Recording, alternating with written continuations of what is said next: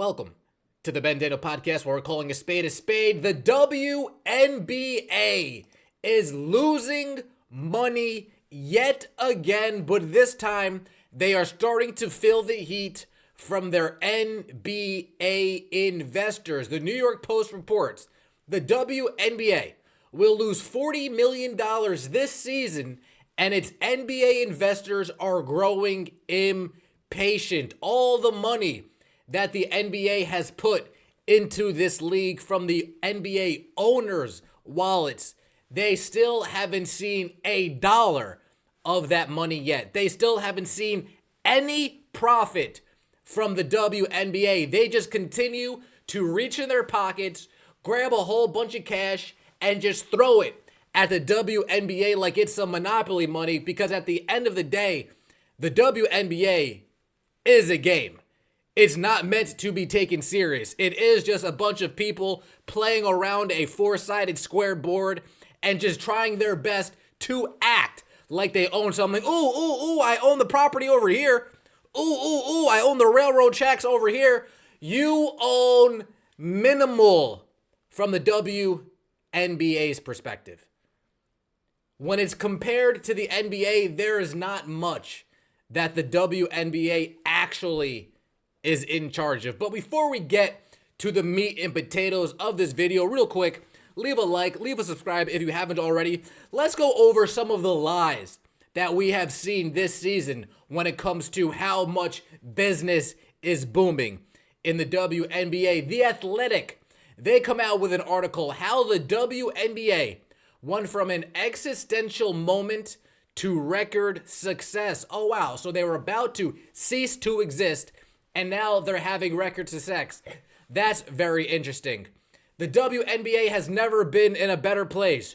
Ratings are up, so is attendance. The league is riding a boom in interest and talent, and a lucrative new media deal is set to start in 2026. The choice to play in the bubble season 2020 has been hailed by team owners as an important springboard. So after we're seeing what they said over there at The Athletic, it's a little bit contradictory to the WNBA is continuing to lose money hand over fist. Interesting.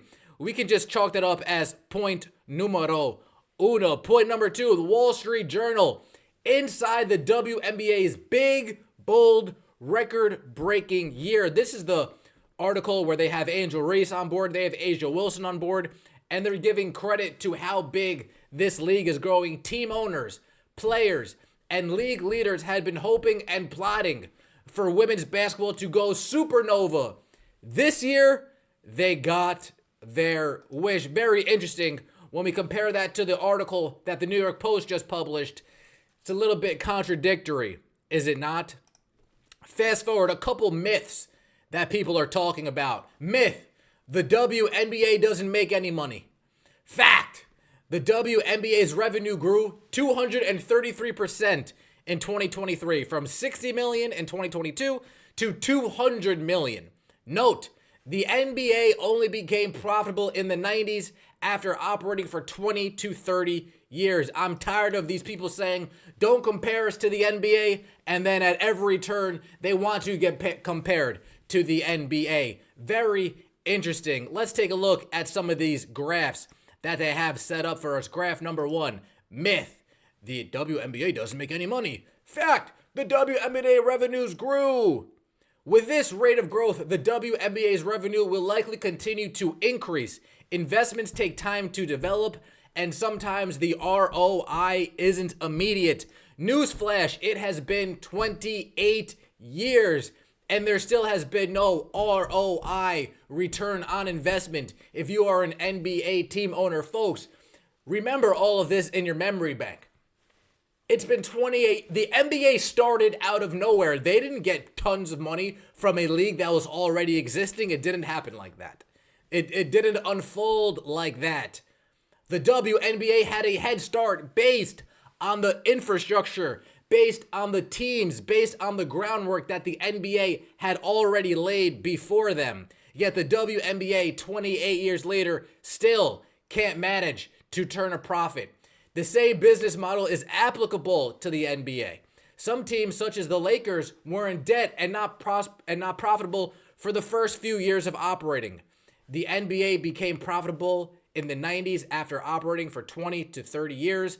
Women's sports deserve the same grace. Difference, again, nobody came out of the woodworks and just said, here, lose money over and over and over and over again, and don't put in any work on your own. Don't try to improve on your own. Don't try to improvise on your own. Don't try to adapt to the landscape that is being laid in front of you on your own. The NBA actually had to function like a business because they didn't have mommy and daddy, aka the NBA, to just piss out money for the WNBA to operate in obscurity for the last 28 years. But again, that is very interesting when we compare it to the graph. The WNBA will lose $40 million this season. Again, people thought it was going to be 50 earlier in the year. Nope, just a measly 40. How bad is that? Let's get into the article, shall we? While the WNBA is getting sellout crowds, the finals between the Liberty and the Lynx, league owners will not be making a return on their investment for the foreseeable future. The NBA owns nearly 60% of the league. When one combines the NBA owners' personal stakes in WNBA teams and the WNBA itself, that amount rises to 75%. A source with direct knowledge of the number said. 75% between the WNBA teams and the WNBA shareholders goes to the NBA. Again, when I come here and I start my troll, when I start my bit, hey, Adam Silver, hey, can we get some money? And then Adam Silver saying, Kathy, you don't deserve any money. I've given you enough. It's not a joke, really, folks. It's not a joke at the end of the day. When Caitlin Clark is saying, hey, put the All-Star game in Indy, and I go into my bit, Adam Silver calls Kathy Engelbert, hey, Kathy, we're putting that All-Star game in Indiana, right? Kathy says, yes. What date would work best for you, Mr. Silver? Make no mistake about it, folks. The NBA should be, and for the most part, is running some of the important decisions behind the scenes in the WNBA as these owners get more and more frustrated not making a single dollar on their investment. The NBA team owners have invested hundreds of millions in the WNBA since 1996. Hundreds of millions of dollars. The WNBA owes the NBA so much that we won't see any windfall for years. Windfall for years. 5 years, 10 years, 15 years. They don't even see a day in sight when they will start to get a return on their investment. It's been so long. They're owed so much over so long. The WNBA has been in debt so deep for so long that it's going to take a long time for them to even start coming up with some cheddar to give to the NBA owners, to give to the NBA teams. WNBA continues to lose money, folks. There's no other way to cut this cake. This season, the WNBA will lose $40 million, better than the $50 million forecasted and reported by several media outlets months ago, but still a loss.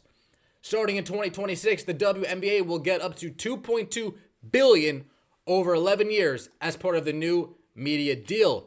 That means likely at least a $100 million annual increase from what the WNBA currently makes from national media contracts, which is around $60 million. A $100 million annual increase. Going from $60 million to around $200 million if we factor in all of the deals that they've negotiated, not just the ESPN, the Disney, the Amazon side of things. When we factor in the Ion side, the CBS side, it's more of a $200 million a year deal for the next 11 years. WNBA is set to expand its regular season and playoff schedule to generate more revenue, and this is where the owners are actually getting frustrated. Owners aren't getting any money from WNBA expansion teams. Folks, when these leagues expand, and an ownership group comes in and quote unquote buys their way into the league, usually the owners that are already there get off a little chunk. They get broke off a little something, as the kids would say. They get a little piece of the pie just for joining the sandbox, that is the WNBA, or joining the dumpster, that is the WNBA. The players are expected to opt out of the current collective bargaining agreement by November 1st. And if they do, that means salaries are likely to rise. They want $1 million. Delusional. When they go and sit down, I'm sure the numbers will get laid in front of them and they might come to their senses. If there's one good thing the Unravel League has done for the WNBA, it has shown Brianna Stewart and Nafisa Collier companies aren't willing to pay what you think they are willing to pay. Companies want a certain somebody, and if you don't got that person, go by. They're making them understand what it's like to actually run a business. The difference between revenue and profit. Which what this person over here says, salute to you, Phoenix. Growing revenue doesn't mean having profit. This is not a myth, but a fact. Don't sugarcoat the problem, which is what all the WNBA legacy media outlets, journalists, whoever, they seem to just sugarcoat the problem. They seem to just gloss over the main issues. They seem to look at things with rose-petaled glasses. Me, my glasses are fine. They're clean. Not that clean. I have a little speck here, but it is what it is. I can see through the BS, for lack of a better term. When Golden State Warriors owner Joe Lacob last agreed to pay a $50 million expansion fee over 10 years to launch the WNBA team Golden State Valkyries, none of the proceeds went to NBA owners. When Raptors minority owner Larry Tannenbaum did his $115 million buy-in, none of the proceeds went to the NBA owners. If I'm an NBA owner that's worried about my money, I have an issue with that. Because if the league is not making money, at least I can recoup a little bit of what I put in there through expansion fees alone. But of course, Kathy Engel brain dead is brain dead. Some NBA owners want more transparency from NBA Commissioner Adam Silver about when they will get to see some return from the suddenly popular WNBA, and New York Knicks James Dolan has been pushing Silver behind the scene. There's a bunch of owners who see Dolan as their hero for pressing Silver on these questions, but Silver is not giving us any answers. An NBA team executive said. These are executives giving these quotes. This isn't random Joe Schmo down the street. These are NBA executives giving quotes, letting us know what's going on. NBA spokesperson, on the other hand, said, WNBA financials, including detailed reports on revenue and expenses, are shared with both the NBA's and WNBA's Board of Governors. Which the executive said, that is BS. When you're consolidating numbers with NBA financials, it's very easy to mislead us. When you're not giving us a detailed breakdown, one number at a time, what does this represent? What does this account for? What is this covering? It's very hard for them to decipher that on their own. And like I said, like the article said, there's a bunch of owners who see Dolan as the hero for pressing Silver on these questions, but Silver isn't giving us any answers.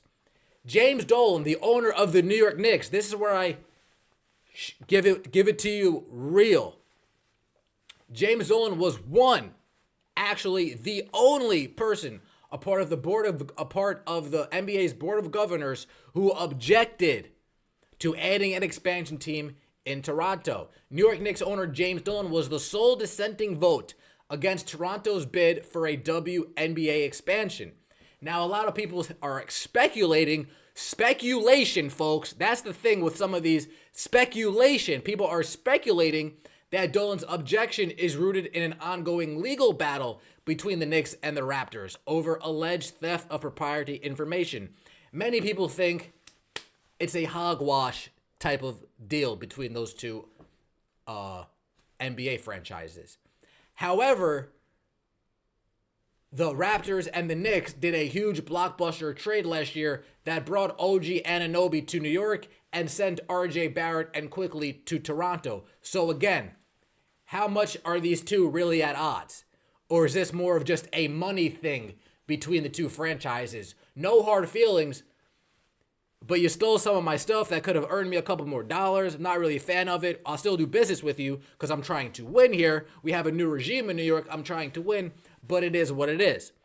And when you follow the money, you'll see James Dolan was one of the first WNBA team owners when he took over the New York Liberty. He owned the New York Liberty for 21 years. 2017 rolls around. He looks at his bookkeeping. He opens up his, whoa, this isn't making me any money.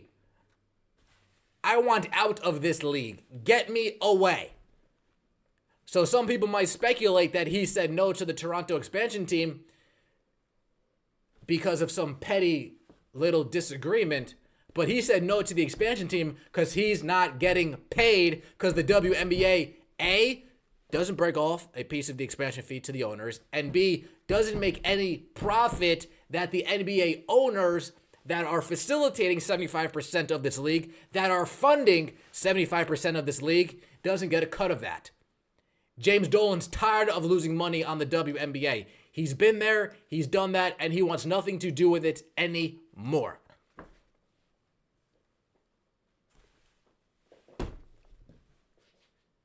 WNBA continues to lose money, and they spent all season long downplaying the Golden Goose.